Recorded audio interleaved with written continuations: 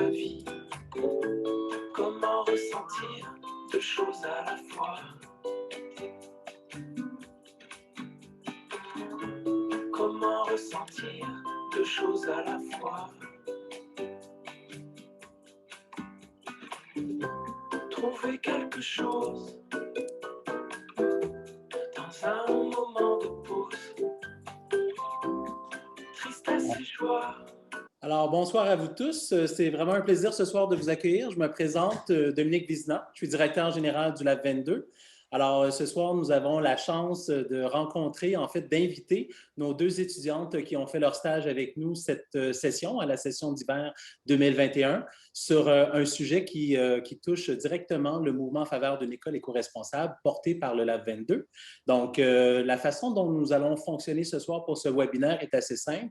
Nous allons diviser notre soirée en 3 périodes de 15 minutes. Donc, les 2 premières 15 minutes seront offertes à Victoria Séguin et à Victoria Lachance, qui vont nous présenter le fruit de leur recherche qu'elles ont fait sur les sujets qui touchent l'éco-responsabilité, l'éco-citoyenneté, les écoles éco-responsables qu'on retrouve au Québec, mais aussi ailleurs dans le monde. Et par la suite, nous allons passer à une période d'échange d'une quinzaine de minutes avec les participants et les participants et les participantes, pardon, qui sont présents ce soir. D'ailleurs, je tiens à vous remercier en cette période estivale et de pré-déconfinement de vous prêter au jeu et de permettre à Victoria et Victoria de vous présenter le fruit de leur recherche. Donc, sans plus tarder, je vais donc inviter dans un premier temps Victoria Séguin qui va nous présenter, en fait, Victoria Séguin nous présente le fruit de sa recherche qui porte sur les pratiques éco-responsables dans les écoles secondaires du Québec, de la France, de l'Afrique et de l'Inde. Donc, à toi la parole, Victoria. Oui, donc bonjour tout le monde. Je suis super contente d'être ici ce soir. Dans le fond, oui, comme Dominique l'a mentionné, moi, je vais vous présenter ma recherche que j'ai faite dans le stage du Lab 22. Donc, ça porte sur les pratiques éco-responsables qu'on retrouve dans les écoles secondaires du Québec, de la France, de l'Afrique du Sud et de l'Inde.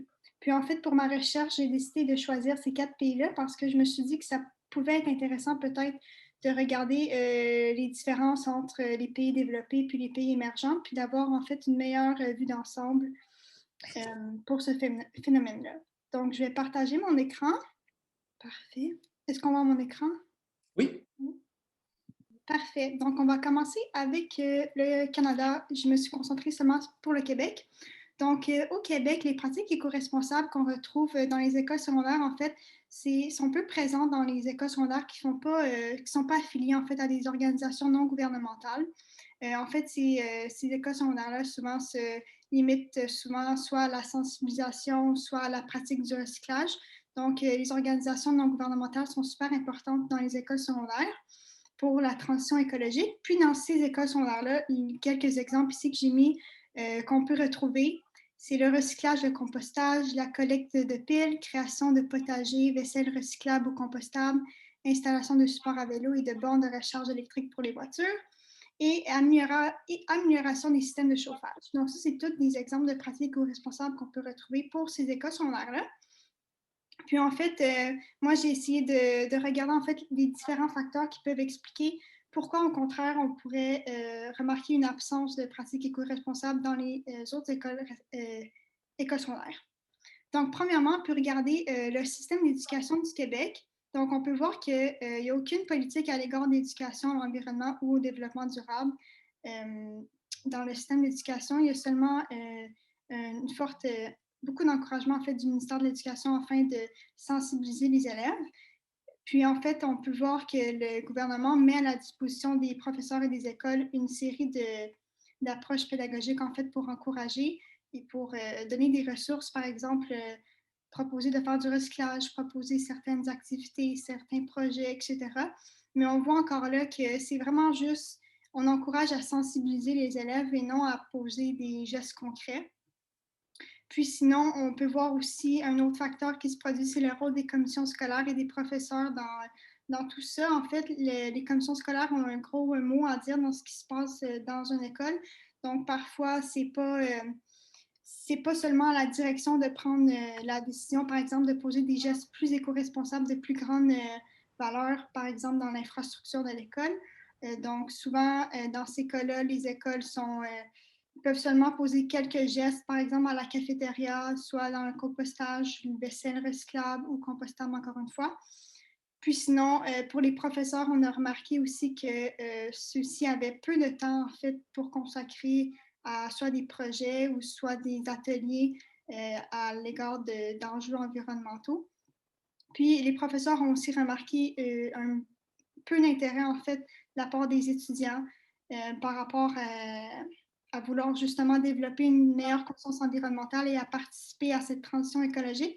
Donc ça, c'est tous des facteurs qui peuvent expliquer pourquoi on remarque une absence, en fait, de pratiques éco-responsables dans ces écoles-là. Puis sinon, on peut regarder le système économique du Québec. En fait, si on regarde le volet environnemental dans le budget qui est consacré à l'éducation, enfin, on voit qu'il y a, oui, il y a un budget qui est mis pour ce qui est de la modernisation des écoles, des infrastructures, des établissements. Par contre, il n'y a aucune mention de justement rendre les écoles plus vertes, plus responsables, plus respectueuses de l'environnement. Donc ça, je pense que ça joue beaucoup sur le jeu et le financement que les écoles ont justement pour vraiment poser des pratiques éco-responsables plus grandes. Donc, c'est ça pour le Québec, en fait. Oups. OK, et voilà. Donc, si on pense à la France, en fait, on peut remarquer qu'il y a beaucoup plus de pratiques éco-responsables, autant dans les écoles secondaires qui ne sont pas affiliées à des organisations non gouvernementales et autant avec ceux à lesquels ils sont affiliés. Donc, ici, j'ai mis quelques exemples. Là, je ne vois pas parce que ça bloque. OK, désolée. Recyclage, technologie d'éclairage LED, installation de bornes de recharge électrique, serviettes anti à la cafétéria, alimentation durable et biologique, interdiction des bouteilles en plastique et le lombricomposteur. Donc, ça, encore une fois, c'est quelques exemples. Puis, pourquoi, en fait, on peut retrouver en France beaucoup plus de pratiques éco-responsables dans les lycées et les collèges?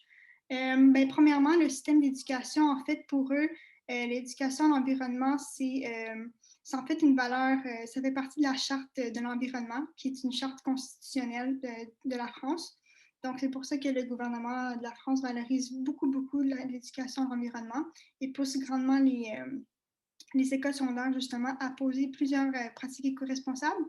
Puis, pour eux, toutes formes de certification sont super importantes, comme par exemple, le gouvernement de la France a mis sur pied la certification E3D. Donc, ça, c'est par rapport au développement durable. Donc, ça mentionne un établissement scolaire qui est en transition vers le développement durable. Donc, pour eux, ça, c'est super bien reconnu. Puis, beaucoup d'écoles cherchent, en fait, ces certifications-là. Puis aussi, le gouvernement met en place différentes formes de projets que les écoles puissent participer. Par exemple, on a l'éco-geste lycée 2019. Donc ça, c'est à l'échelle nationale, toutes les écoles secondaires qui veulent participer à recycler les manuels scolaires, etc. Donc, il y a beaucoup de projets, en fait, que le gouvernement met en place justement pour aller chercher l'intérêt des élèves pour justement mettre en place des pratiques éco-responsables. Puis sinon, on peut passer au système économique. En fait, ça, c'est une nouveauté de la France qui ont mis en place un budget vert. Donc, pour le pays, en fait, donc, ils calculent leur budget selon l'impact que ce budget-là va avoir sur l'environnement. Donc, ça, c'est sûr et certain qu'en calculant le budget par rapport à les impacts que ça peut poser sur l'environnement, c'est sûr et certain que ça l'aide grandement, justement, les écoles secondaires à avoir beaucoup plus de financement par rapport à tout ce qui a trait aux enjeux environnementaux ou sinon mettre en place différents projets, justement, pour aider les écoles à transitionner vers un développement durable.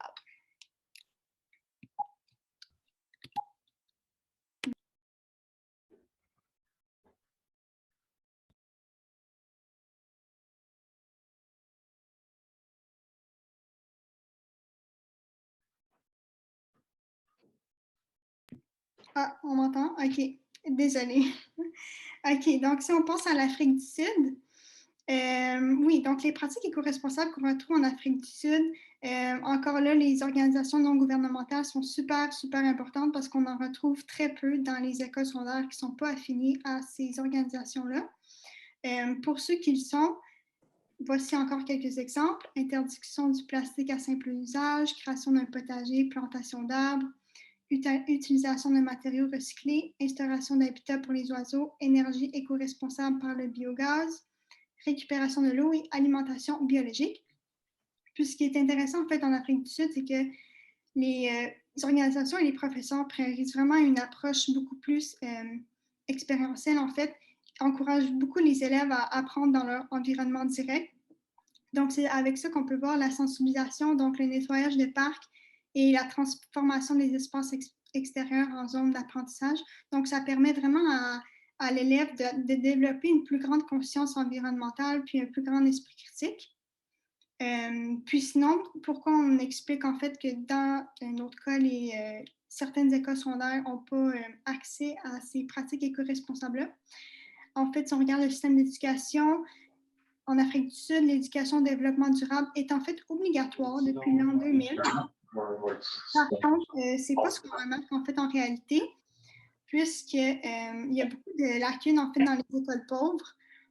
On manque beaucoup de ressources, on manque de financement.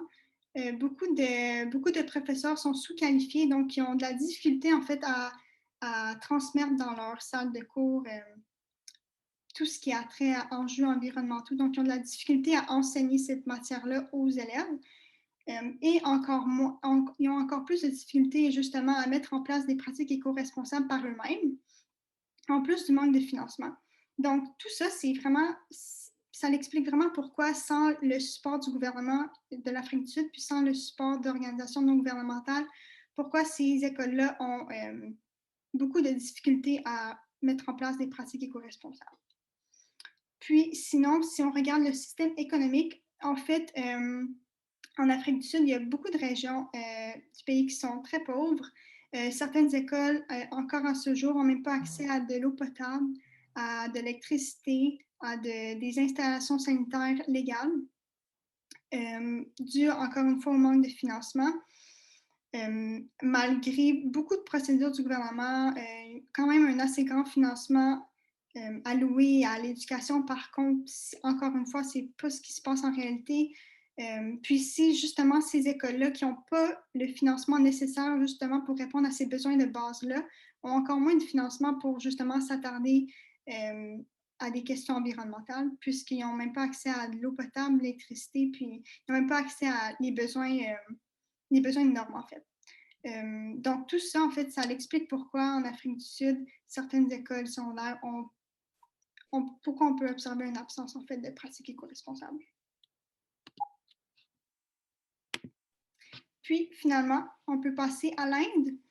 Donc en Inde, la situation est pas mal similaire à celle en Afrique du Sud. Mais encore une fois, les organisations non gouvernementales sont super importantes. Parmi les écoles secondaires qui font affaire avec ces organisations-là, on retrouve les pratiques suivantes: plantation d'arbres, réduction de l'usage de sacs en plastique, recyclage et compostage, création d'un puits pour le recyclage d'eau, transport éco-responsable, parce qu'eux, souvent, soit ils vont à l'école en vélo ou en marchant, et transition vers l'énergie renouvelable. Puis encore une fois, l'Inde aussi priorise beaucoup l'approche expérientielle, justement parce que ça permet à l'élève justement de développer une plus grande conscience environnementale, puis d'éduquer ces enfants-là, le futur de demain, à justement avoir une conscience environnementale, puis à prendre leurs décisions par rapport à l'environnement. Donc, pourquoi on observe en fait l'absence de pratiques éco-responsables dans les autres écoles secondaires? On peut regarder premièrement la situation environnementale du pays. Donc, l'Inde, on sait tous que c'est produit beaucoup de gaz à effet de serre dû au développement rapide de l'industrialisation du pays. Donc, en fait, deux idéologies se font face dans le pays.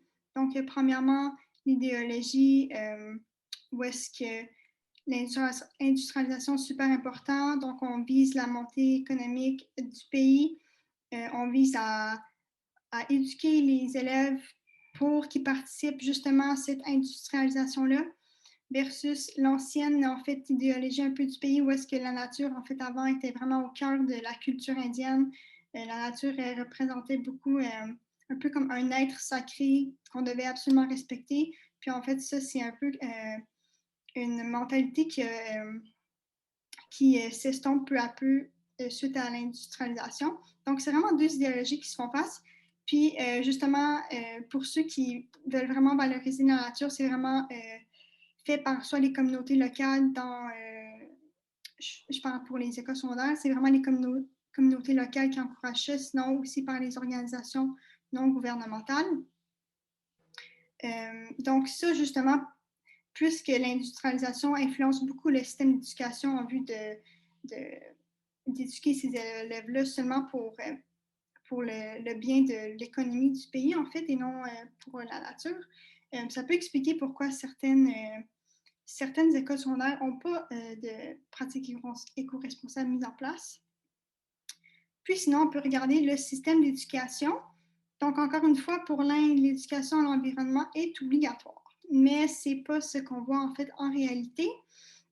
Encore une fois, pour les écoles secondaires qui n'ont pas le support du gouvernement, ni qui ne sont pas affiliés à des organisations non gouvernementales, Oh, je suis désolée pour ça. OK, parfait. C'est ça. Donc, qu'est-ce que je disais? Oui, c'est ça. Donc, pour ces écoles-là, en fait, sont très pauvres. Donc, encore une fois, manque extrêmement de ressources, de financement. En fait, encore une fois, les professeurs sont sous-qualifiés. Puis souvent, en fait, qu'est-ce qui se passe, c'est que pour les écoles secondaires qui ont la chance d'avoir des connaissances, en fait, en la matière, ça provient seulement des livres, donc des manuels scolaires, puis ils n'ont pas vraiment la chance de justement mettre en pratique dans leur environnement leurs connaissances, puis vraiment leur aider à modifier leurs habitudes de vie. Donc, tout ça, par la situation environnementale, par leur système d'éducation, puis leur manque de budget, en fait, et de support pour ces écoles secondaires-là, ça peut expliquer pourquoi on observe une manque de pratiques éco-responsables dans ces écoles secondaires. OK? Donc, pour résumer, en fait, si on veut comparer les pays développés puis les pays émergents, donc pour ce qui est des pays développés pour le Canada et la France, on peut voir en bref que pour le Canada et la France, c'est beaucoup plus accessible pour nous. En fait, on a plus de ressources, on a plus de financement, mais surtout pour le Canada et le Québec, en fait, c'est vraiment plus une question de volonté, puisque c'est pas obligatoire. Le gouvernement n'oblige pas l'éducation à l'environnement ou au développement durable. Donc, pour les écoles qui ont pas d'intérêt vraiment à apporter des gestes respectueux de l'environnement, ils vont simplement pas le faire. Mais on pourrait. C'est juste que pour ces écoles-là, c'est pas leur priorité en fait. Puis c'est triste. C'est ça qu'on essaie de faire, de changer. Mais bon. Puis sinon, mais la seule différence avec la France, c'est que pour eux, c'est obligatoire en fait. Puis c'est vraiment plus valorisé qu'ici au Québec. Puis sinon, pour les pays émergents, en fait, l'Afrique du Sud et l'Inde, donc encore une fois, la situation est très similaire. Les deux pays, l'éducation à l'environnement pour l'autre, l'éducation au développement durable pour l'autre, c'est obligatoire, mais ce n'est pas ce qu'on voit en réalité dû à des lacunes dans les écoles secondaires par rapport au financement, par rapport aux leurs ressources matérielles, par rapport à la qualification des professeurs aussi. Donc, tout ça, ça l'explique aussi pourquoi on remarque une grande absence dans les écoles par rapport aux pratiques éco-responsables. Puis pour ces pays émergents-là, les organisations non gouvernementales sont super importantes justement pour supporter les écoles puis les guider dans une transition écologique. Donc, c'était tout pour moi. Un grand merci, Victoria, encore une fois. C'est la deuxième fois qu'on l'entend, nous, au Lab 22. Donc, on est très content de ta revue littérature que tu as fait dans le cadre de ton stage avec nous au Lab 22, cette session.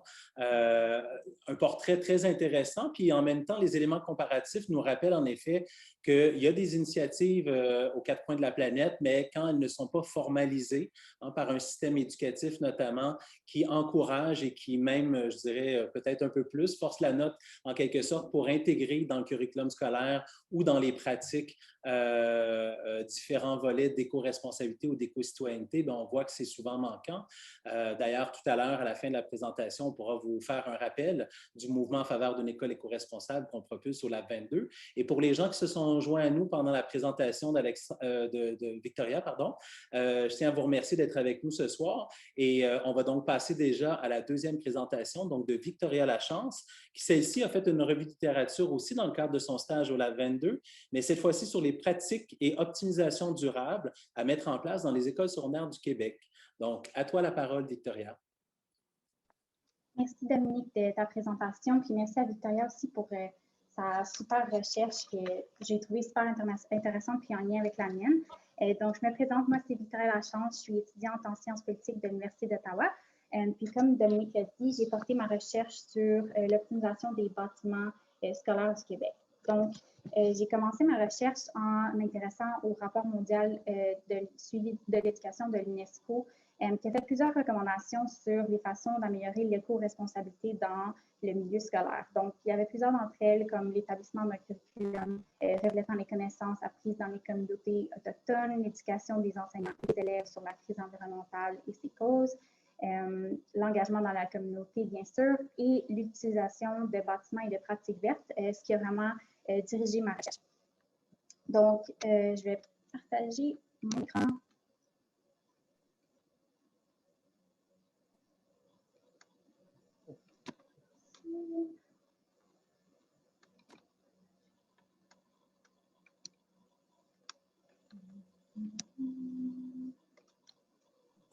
Donc, l'optimisation durable des bâtiments scolaires du Québec. Donc, je commence par la façon d'optimiser la consommation d'énergie, en poursuivant par la façon d'optimiser la consommation d'eau dans les écoles, puis la construction de nouveaux édifices qui sont éco-responsables, l'optimisation des cours d'école, puis différentes recommandations de pratiques à faire dans les écoles.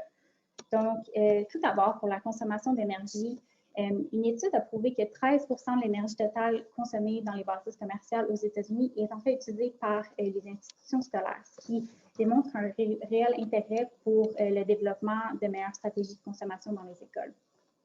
Au Québec, il y a le bilan énergétique de 2015 et 2016 qui rapportait plusieurs sources d'énergie dans les écoles, dont l'électricité, le gaz naturel, le mazout comme source principale.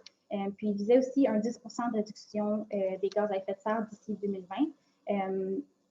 Donc, comme mentionné, un bâtiment a plusieurs sources de consommation d'énergie, dont l'éclairage, le chauffage, la climatisation et la ventilation. Il y a plusieurs stratégies qu'on peut adopter pour optimiser celles-ci. Donc, par exemple, pour l'éclairage, on recommande l'utilisation d'ampoules LED, des lumières automatiques qui seraient activées lorsqu'on détecte qu'un local est occupé, et l'utilisation de la technologie de lumière du jour, qui est quand même une nouvelle technologie, qui consiste en fait à faire l'évaluation du niveau de luminosité qui est déjà présent dans les salles de classe 2 fois par année, puis de maximiser l'utilisation de celle-ci lorsque le niveau de luminosité est optimal, en fait, pour optimiser la quantité d'électricité qui est utilisée dans les salles de classe. C'est une stratégie qui a été adoptée dans le programme Green Schools en Italie, qui a été aussi prouvé comme étant, il y a un lien positif pour les étudiants entre leur performance dans la salle de classe puis l'utilisation de lumière naturelle. Donc, c'est pertinent au niveau écologique puis académique. Par la suite, pour pouvoir, dans une école qui est ancienne, qui n'est pas construite dans cette optique-là, il y a plusieurs stratégies qu'on peut adopter pour améliorer justement la luminosité, dont la propreté des fenêtres, la peinture des murs dans des teintes plus pâles et la minimisation des ombrages. Il y a aussi d'autres méthodes d'économie d'énergie, dont la transition aux appareils certifiés Energy Star, des thermostats responsables et individuels pour qu'on puisse contrôler la température dans les salles différentes. Donc, par la suite, pour la consommation d'eau, il y a plusieurs aspects qui ont été soulignés par le gouvernement du Québec qui sont importants pour eux, dont la consommation de la ressource naturelle, puis l'optimisation et l'innovation de son utilisation et bien sûr l'éducation du personnel et des étudiants. Donc, la consommation d'eau dans les écoles du Québec varie évidemment d'école en école. De 2011 à 2014, on a eu plusieurs projets pilotes d'audit qui ont été mandatés par le gouvernement pour évaluer la consommation d'eau dans différents établissements du gouvernement du Québec, dont les écoles. Puis ça a permis de mettre 2 objectifs en place, dont la conservation de la ressource naturelle, comme mentionné plus tôt, puis la formation de bonnes pratiques. Pour y arriver, il y a plusieurs étapes à suivre, dont la réparation de fuites qui sont existantes, puis le remplacement des équipements de plomberie par différents équipements qui sont à faible consommation dès que ceux-ci sont en fin de vie. Ces règlements-là sont en partie inspirés par les règlements municipaux de la Ville de Montréal, étant donné leur situation unique en matière de consommation d'eau. Donc, pour ce faire, on peut utiliser des appareils WaterSense, remplacer les systèmes à climatisation pour des systèmes qui vont avoir une recirculation de l'eau. Évidemment, on a un budget alloué limité, donc la priorité dans les écoles serait vraiment d'installer des compteurs d'eau où on peut évaluer l'utilisation, d'où elle vient, d'où la perte d'eau provient, puis de pouvoir faire une analyse, puis vraiment de mettre un plan d'action qui est personnalisé d'école en école. Une autre stratégie intéressante qui pourrait être adoptée par les écoles du Québec, c'est la collecte d'eau de pluie. C'est notamment en utilisant cette eau de pluie qu'on peut utiliser dans le système d'irrigation, dans les toilettes, puis aussi pour le nettoyage quotidien. C'est un genre d'installation qui est plus rare au Québec, qu'on retrouve surtout en Inde, dans les pays plus chauds, mais qui est très pertinent, puisqu'en 2008, on a démontré qu'il est rentable dans un édifice commercial à Toronto où on a réussi à économiser jusqu'à 80% de son utilisation d'eau potable. Donc, on voit vraiment que l'élément priorisé, c'est vraiment l'éducation du personnel, des élèves, vraiment pour pouvoir optimiser la consommation des gens qui sont dans l'école avant d'investir dans des technologies comme telles. Donc, notamment dans les cuisines de l'école, dans les douches après les cours d'édu, dans les salles de cours d'art, etc.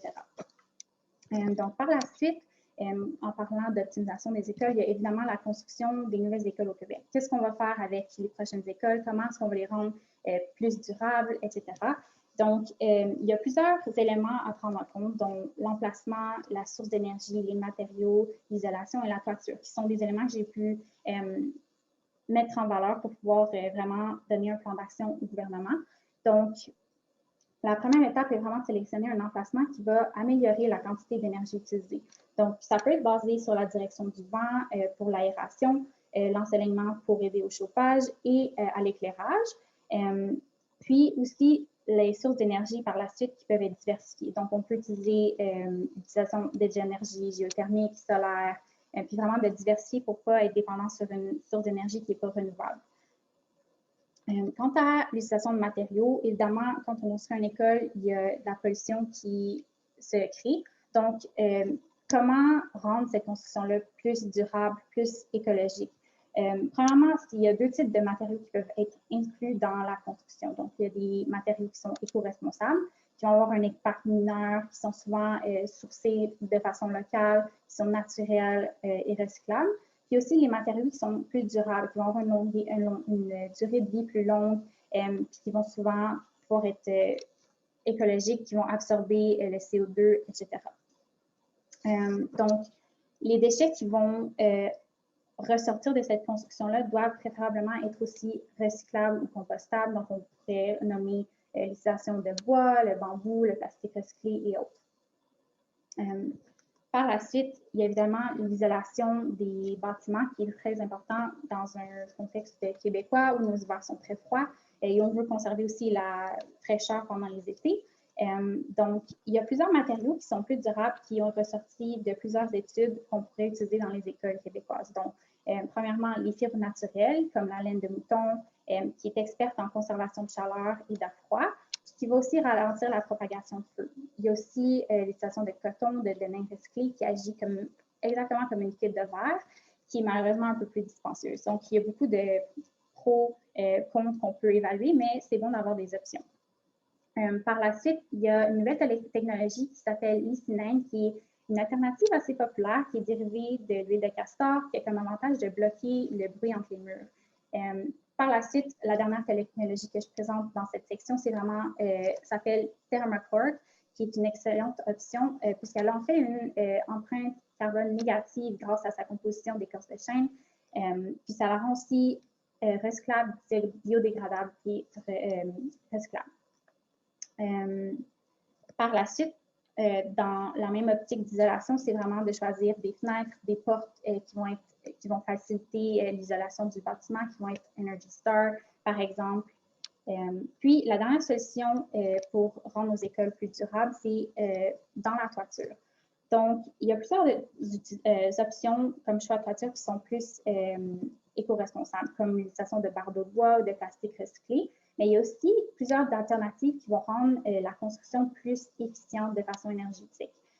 Pour en nommer quelques-unes, il y a évidemment l'utilisation de panneaux solaires qu'on a mentionné plus tôt, mais il y a aussi l'utilisation de matériaux réfléchissants et blancs pour repousser le soleil, donc pour rendre les bâtiments moins chauds en été, ce qui peut être facilement fait avec une couche de peinture, mais il y a aussi la question de l'hiver, encore une fois.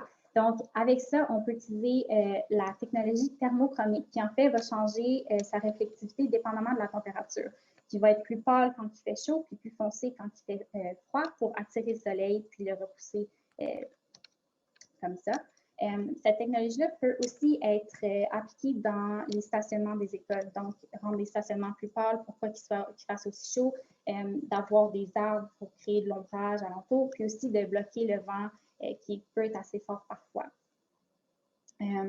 Par exemple, vous allez pouvoir voir dans ma présentation à droite en bas, c'est une école qui est déjà certifiée zéro carbone au Québec.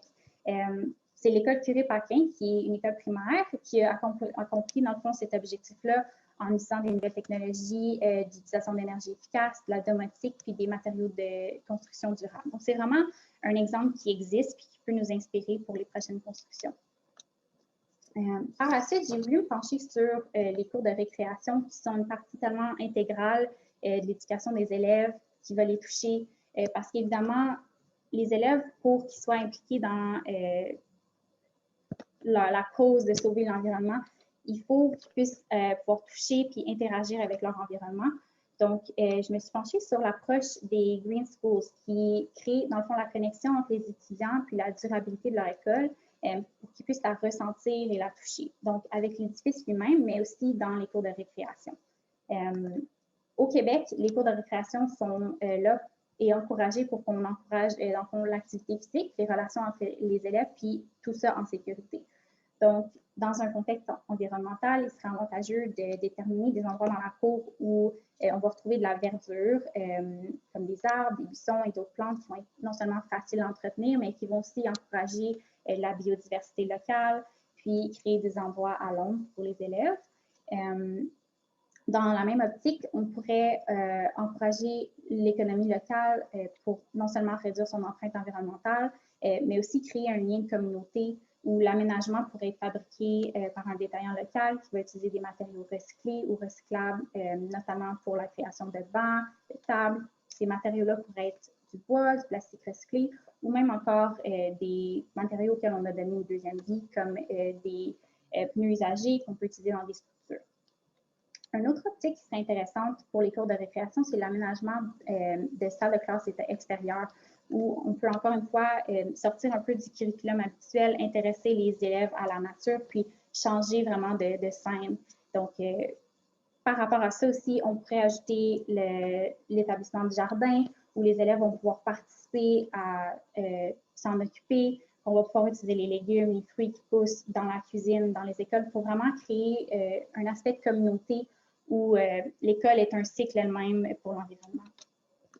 Par la suite, l'accès à l'école, c'est vraiment un enjeu important au niveau de la création de CO2, de pollution. Donc, au Québec, on a un projet qui est en cours pour, en fait, qui s'appelle le Programme de soutien au déploiement des autobus scolaires électriques au Québec, qui a commencé en 2015, où on planifie d'avoir tous les autobus scolaires électriques au Québec. Par contre, évidemment, il y a toujours la question des élèves qui se font reconduire à l'école de façon individuelle. Donc, comment est-ce qu'on peut encourager les élèves à se rendre à l'école de façon plus durable? Bon, premièrement, on pourrait encourager les élèves à marcher s'ils sont prêts, par exemple en aménageant des trottoirs, en créant des programmes de brigadiers, mais il y a aussi en les encourageant à faire du vélo, en créant des ateliers où ils apprennent comment s'occuper de la chaîne, comment gonfler un pneu, etc., pour vraiment les intéresser puis les impliquer dans cette initiative-là.